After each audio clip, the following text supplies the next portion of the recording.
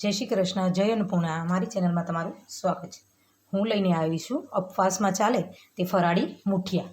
જોઈ શકો તો એકદમ સોફ્ટ અને નરમ ફરાળી મૂઠિયા અને દહીં સાથે મેં એને સર્વ કર્યા છે. તો ચાલો આપણે વિડીયો હવે શરૂ કરીશું.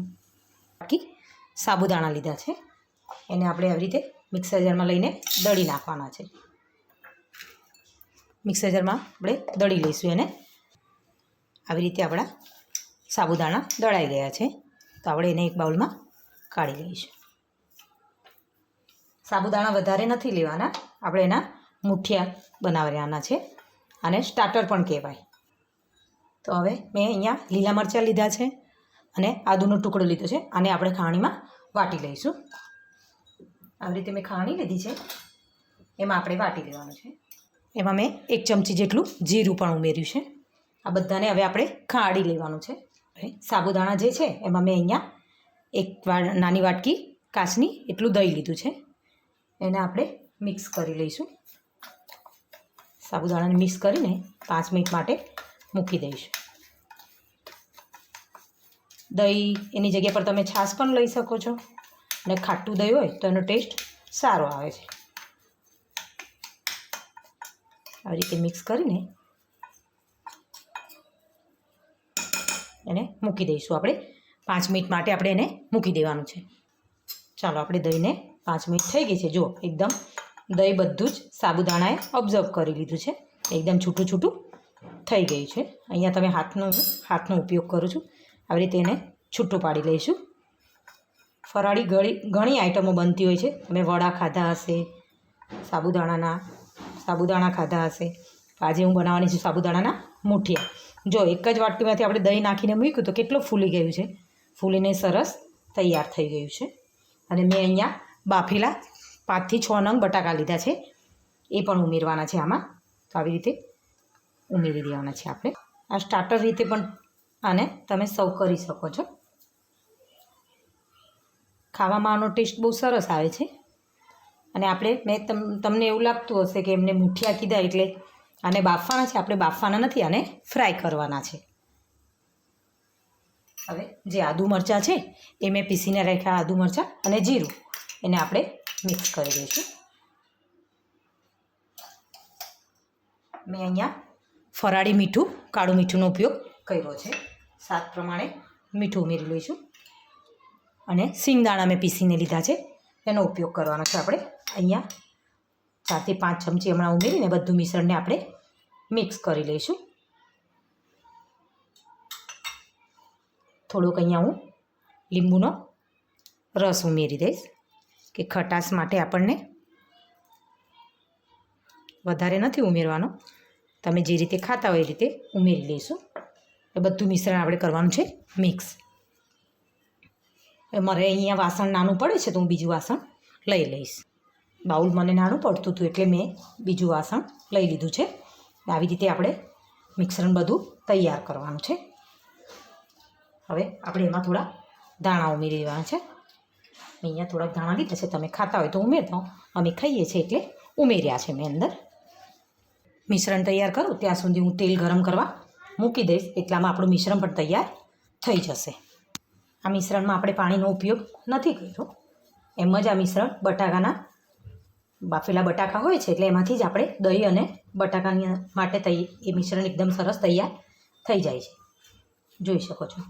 આમાંથી તમે ઘણી પણ વડા પણ બનાવી શકો છો, થેપલા પણ બનાવી શકો છો. ઘણી આઈટમ આમાંથી બની શકે છે. અત્યારે હું અહીંયા મૂઠિયા બનાવવાની છું. હવે આપણે આ લોટને 5 મિનિટ માટે રેસ્ટ આપી દેવાનો છે. ઢાંકીને મૂકી દઈશું 5 મિનિટ માટે, કે જે આપણે સાબુદાણા ને સિંગદાણાને નાખ્યું છે તે એકદમ સરસ ફૂલી જાય અંદર. 5 મિનિટ માટે આપણે રેસ્ટ આપવાનો છે. આપણા મિશ્રણને 5 મિનિટ થઈ ગઈ છે, તો આપણે હવે એના મૂઠિયા વાળી લઈશું. આવી રીતે આપણે એના મૂઠિયા બનાવી લેવાના છે. કોઈ પણ આકાર તમે આપી શકો છો, પણ મેં અહીંયા આજે મૂઠિયાનું જ નામ આપ્યું છે, એટલે આવી રીતે તમે એને મૂઠિયા વાળી શકો છો.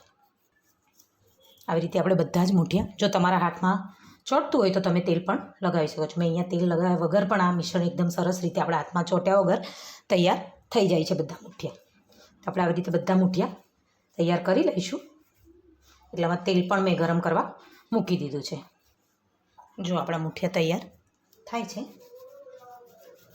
આ રેસીપી તમે જરૂરી નથી કે ઉપવાસ હોય તો જ બનાવાય. આ ગમે ત્યારે તમે ફટાફટ આ રેસીપી બનાવી શકો છો. ખાવામાં પણ આ ટેસ્ટી બને છે. જોઈ શકો છો આપણા બધા મુઠિયા સરસ તૈયાર થઈ ગયા છે અને કોઈ પણ આકાર તમે આપી શકો છો. તો હવે આપણે એને ફ્રાય કરી લઈશું. જો મેં તેલ ગરમ કરવા મૂકી દીધું. તેલ આપણું ગરમ થઈ ગયું છે તો આપણે થોડુંક અંદર નાખીને ચેક કરી લઈશું.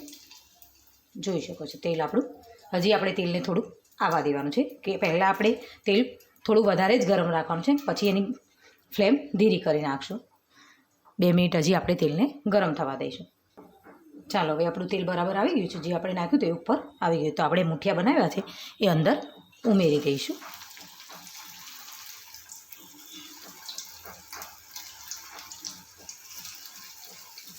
5 થી 6 મુઠિયા અંદર ઉમેરી દીધા છે. હવે આપણે થોડી ગેસની ફ્લેમ ધીરે કરી નાખવાની છે કે ઉપરનું પડ આપણું થોડું કડક થાય ત્યાં સુધી એને આપણે થવા દેવાનું છે. પછી જ આપણે એને હલાવશું, ત્યાં સુધી થવા દઈશું. હવે આપણે એને થોડા જોઈ આવી રીતે, અને હવે એની ગેસની ફ્લેમ આપણે એકદમ ધીરી કરી નાખવાની છે, નહીં તો ઉપર આપણા તળાઈને લાલ થઈ જશે અને અંદરથી કાચા રહી જશે. એટલે ધીમા તાપે આપણે બ્રાઉન કલરના થાય ત્યાં સુધી એને તળાવવા દેવાના છે. આ મિશ્રણનું છૂટું પડવાની કે એવી કોઈ મગજમારી નથી હોતી. એ મિશ્રણ એટલું સરસ રીતે તૈયાર કરીએ છીએ આપણે તો એ મિશ્રણ છૂટું નથી પડતું. અને એકદમ સરસ રીતે ધીમા તાપે હવે થવા દઈશું. જોઈ શકો છો તમે આપણા મુઠિયા એકદમ સરસ તૈયાર થાય છે. ધીરે ધીરે બ્રાઉન કલર થાય તો એ અંદરથી પણ સરસ ક્રિસ્પી થઈ જશે. ધીમી ગેસે આપણે એને થવા દઈશું તો અંદર પણ સરસ રીતે બફાઈ જશે. જો તેલ આપણું ઠંડુ થઈ જાય તો ગેસની ફ્લેમ થોડી આપણે ફૂલ કરી દેવાની. જ્યારે ઉપવાસ હોય છે ત્યારે આપણે એકને એક વસ્તુ ખાઈને કંટાળી ગયા છે, તો હવે નવી કઈ વસ્તુ, અને એક સ્ટાર્ટર પણ તમે કહી શકો છો, ફરાળી સ્ટાર્ટર. થોડા એને ફરકતા રહેવાનું છે, નહીં તો એક બાજુ લાલ થઈ જશે અને બીજી બાજુ રહી જશે.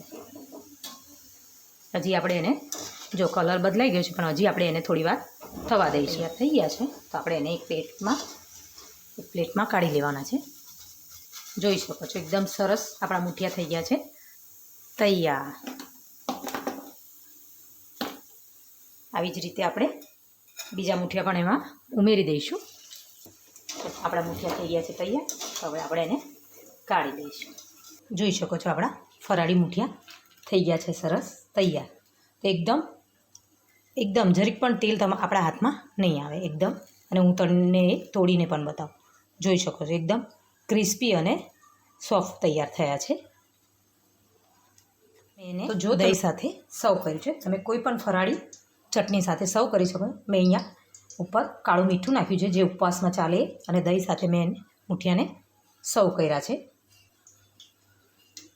એકદમ સોફ્ટ મેં તમને બતાવ્યા કે એકદમ સોફ્ટ અને નરમ.